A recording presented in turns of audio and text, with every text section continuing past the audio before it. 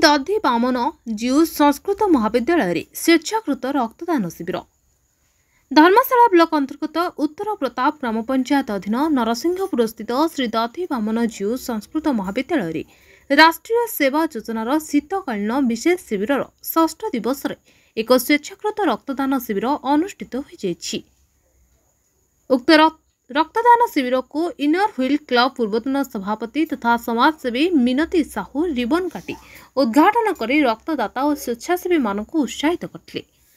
कार्यक्रम अधिकारी सुजाता दास और अध्यक्ष डॉक्टर कृष्णचंद्र पात्र प्रत्यक्ष भाव परिचालन कर रक्तदाता मानक रक्तदानर महनीयता संपर्क में बुझाइले।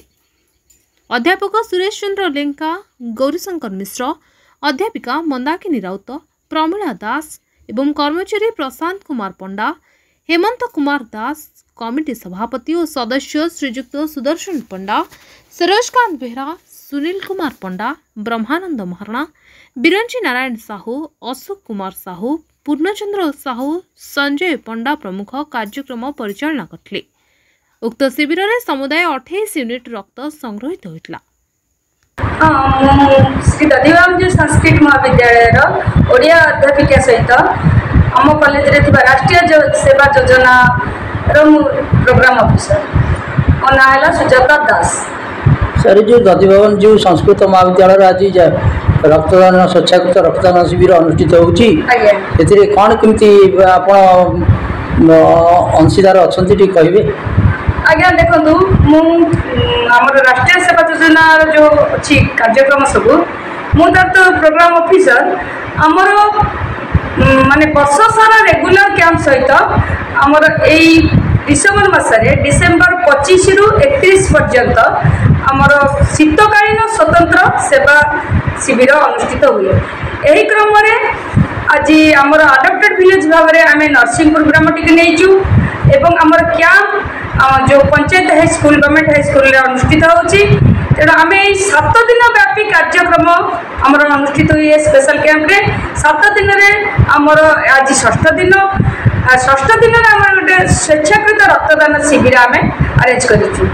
यही मर्म आमर जो वॉलंटियर्स भाई भौणी मैंने अच्छा से माने रक्तदान करछंती तत्सहित ए अडप्टेड विलेज ग्रामवासी वृंद एवं अन्य बाहर मध्य बहु व्यक्ति विशेष स्वेच्छाकृत भाव में आसी रक्तदान करछंती। रक्तदान महापुण्य तेणु गोटे रक्त अति कम रे 3टी लोकंकर जीवन बचाई पारिबो। तेणु प्रति वर्ष आमर महाविद्यालय अनुष्ठित होउछि रक्तदान शिविर। तेणु ए वर्ष आमर यही शीतकालीन स्वतंत्र राष्ट्रीय सेवा योजना जो कार्यक्रम चली मर्म आमर ये अनुष्ठित होउछि स्वेच्छाकृत रक्तदान शिविर एवं बहुत वॉलंटियर आमर देलेनी रक्त तथा बहुत व्यक्ति विशेष आसी स्वेच्छाकृत भाव रक्तदान करुछंती। रक्तदान ठार आ महापुण्य किछि नै। यह होउछि गोटे माने बहुत महत काम। यही कार्य नरसिंहपुर ग्राम उपर की प्रभाव पकाउछि?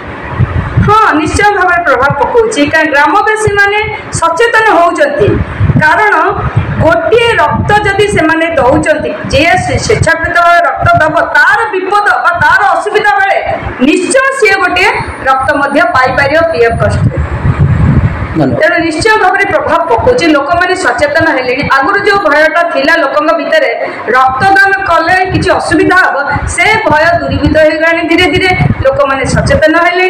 लोक मैंने स्वेच्छाकृत भाव में आसी आम ये जो रक्तदान शिविर रक्तदान कर। धन्यवाद। धन्यवाद। डॉक्टर कृष्णचंद्र पात्र अध्यक्ष श्री दधी बामन जो संस्कृत महाविद्यालय नरसिंहपुर धर्मशाला जाजपुर।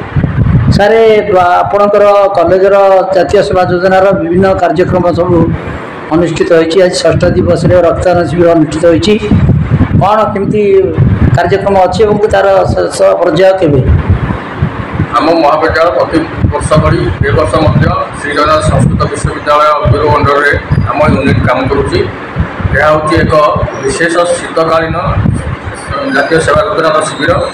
यही शिविर 7 दिन धरी चली 25 तारीख रु 31 तारीख पर्यटन एवं समापन उत्सव हूँ 25 तारीख पर उद्घाटन पर आम रक्तदान वृक्षरोपण आमर health awareness seminar cultural programme health checkup बहुत कार्यक्रम हाथ को नहीं बड़ बड़ कार्यक्रम हाथ को नहीं एवं आगामी काली 31 तारीख समापन उत्सव अच्छी जो पे जो मैंने भल बेस्ट पार्टिसिपेंट सर्टिफिकेट दिया पार्टिसिपेंट सर्टिफिकेट दिया तो सहित एनएसएस भलंटियर मैंने से वक्तव्य रखिए जो अनुभूति सब बखाइबे आम गेस्ट अच्छा जो मैंने उपस्थित से सब कार्य समाहित हो। बालीचंद्रपुर एकादशी सेठी रिपोर्ट द न्यूज टुडे।